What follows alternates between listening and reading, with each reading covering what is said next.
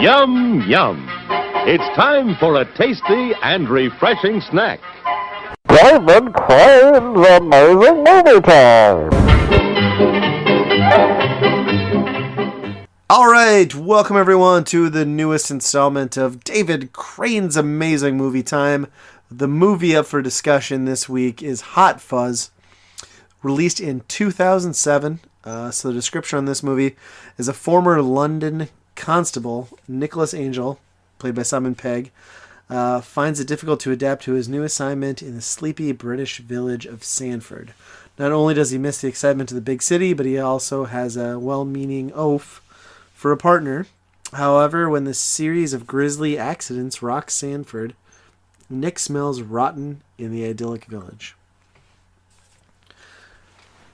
So if you're not familiar, I guess this is a Simon Pegg, Nick Frost film. They've done several movies together: Shaun of the Dead, Hot Fuzz, Paul, At World's End. Or is it At World's End? Or I can't remember what the... Yeah, it sounds... Yeah, it's something like that. Yeah. So basically they do a lot of these, like...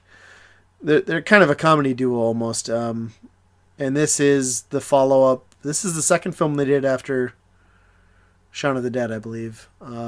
Yep. So either you kind of get into their style of comedy, I think, or you don't. This film, to me, I've always liked this movie, but this film is all about the slow... It's a 2-hour movie. To me, it's a slow build-up up until the ultimate payoff, which is the last 10 to 15 minutes of the film. So basically, Nick Frost and Simon Pegg are police officers in this sleepy little town.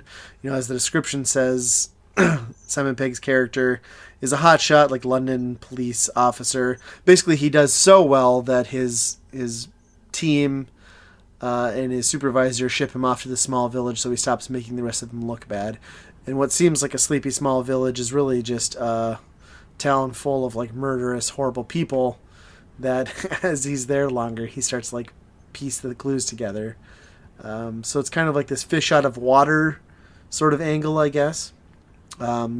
Big city cop adapting to small town life. But then you realize that he maybe isn't as crazy as everyone else in the village seems to think he is. What did you guys think of the film? Yeah, I mean, it's like, this is kind of original now when this came out, but they kind of made the same movie multiple times, right? Like, I think those three movies between this one, Hot Fuzz, or Shaun of the Dead, Hot Fuzz, and the World's End one. Yep. It's very similar, where it's like, it's pretending to be normal, but it's somewhat not, you know? Right. Yeah, I mean, it's kind of one of those things, like, for what's essentially, you know, they call it a drama parody film, but, like, really it's sort of just, like, a tongue-in-cheek, like, comedy, really. It's just that they made it really dry to lead up to it.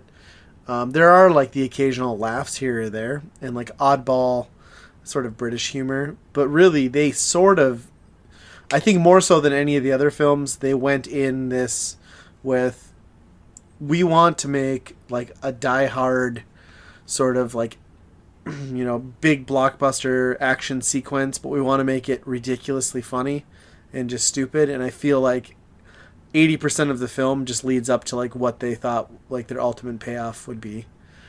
So I think they pull that off more so in this film than any of their other stuff. Because to me, like, World's End was just too bonkers. Like, it didn't come together at the end. This one, even in watching it the first time, I remember being like, why am I sitting through this? This is so not funny. And then you see the end and you're like, this is the greatest fucking movie ever. Like, it just kills me. Yeah. I mean, there's just enough comedy all the way through, I think, that gets you to that point, for sure. Mm-hmm. But yeah, just constantly being like, oh, that's an accident. That's an accident. All these like gruesome murders, obvious murders, you know. Right. It'd be like, oh yeah, she fell, you know. You mean to tell me she fell onto a pair of shears who stabbed her through her throat? Yeah, it's an accident. Accidents happen all the time. Fell in with pitchfork last week. Yeah. Yeah, like every idiot cop has no like never questions the fact that everyone in the town dies of an accident. Yeah. When I originally seen this movie, like I had no idea what it was, so I ended up picking it. Just seen it, then I found out that you actually were talking about it same time. But beside the point. After watching it, I do kind of like this movie. It really was rough the first hour. I feel like it didn't really. There was a lot of downtime. I didn't really get anywhere. But like you said, the build up for the end of probably the last half hour, I suppose, it ended up making it worthwhile, and I thought it was actually a pretty good movie. Yeah. Just like some of the one-liners Funny. too, like his dumb partner who's like all obsessed with like cheesy movie quotes. Like he throws that guy into the supermarket, into the freeze. Like, where's what's his name? He's in the freezer. Oh, did you see something cool? Like, chill out. He's like, no, dang it. It's just like this weird, like, buddy sort of like stupid movie dialogue in the middle of everything else that's happening on screen. I think like my favorite thing and like thing I've always remembered from this movie is just that line where they shoot the cop. Or not the cop. God, again. They shoot the doctor, and then he's laying on the ground like shot. And they're like, "You're a doctor, deal with it," and then just walk off. I like the bear trap. Oh my god, yes, that one's pretty good. That's what I love about like this end, Shaun of the Dead, is like when they show something graphic, they just practical effects and go for it. Like it's so great. I love it. Yeah, I think my favorite line in the whole movie is when they're trying to get rid of all like the street performers, and he's like, "If we're not careful here, we're gonna be balls deep in jugglers."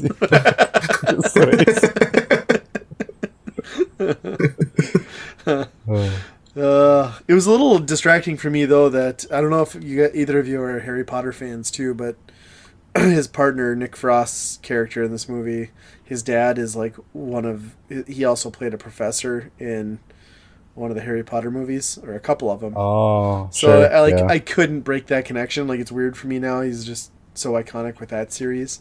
When I first watched that, he had not played that role yet, but now going back. But yeah, I don't know. It does a great job of making fun of exactly the type of movie it meant to target. Like, and I kind of enjoy the fact that it makes you sit through this slow burn for like this amazing run at the end. It's kind of awesome. Yep. And that spike through the chin. Ugh. This really hurts. I need some ice cream. Yeah. Oh, it's so gross. And he used to play. I think he played like James Bond in one of those films or two. Mm-hmm. But yeah, I also noticed like after the fact that almost everybody's character's name in this, like their last name is like what they do. Oh, really? Sort of. Yeah. So there's like, I'm looking at the thing. There's Cooper, Porter, Turner, Shooter, Prosser, Hatcher, Paver, like Skinner. They're all like names of like what they do. Nice. I didn't catch that. That's awesome. Yeah. Messenger, yeah. I think we're gonna have to watch Shaun of the Dead on this thing after bringing this one. Yeah. It needs to happen. It's like one of my favorite movies of all time. But what would you guys say as far as like a rating on this one? How many blobs would you give it? I'd probably go 4. Yeah, I think that's exactly where I'd end up too. Like, if it's good. It stands out among comedy movies. Yeah. I'd probably be there at 4 too. Like, I wonder how many people have watched this movie like an hour in and then stopped and never saw like what that movie turns into at the end. Oh yeah, for sure. Hell, I almost did it my first time through. Yeah. Hanging in there, it's totally worth the payoff. It's a great, great comedy. Underrated. Plus, like, just the chemistry between Simon Pegg and Nick Frost is totally worth it. Like, they're great. Oh, yeah. They're a great duo on screen. I thought it was pretty funny too. And that messenger guy had that drop on him. He's just like still walking around. Yeah. God. Yeah, that was horrific. So much blood.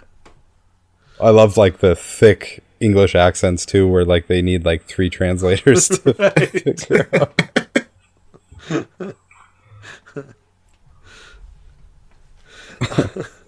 All right. Well, I think that's going to do it for another episode of David Crane's Amazing Movie Time. As always, you can find us on the interwebs at weekendpodcast.com. Did I get that right this time? Yep. Nailed it. And as always, be kind, rewind.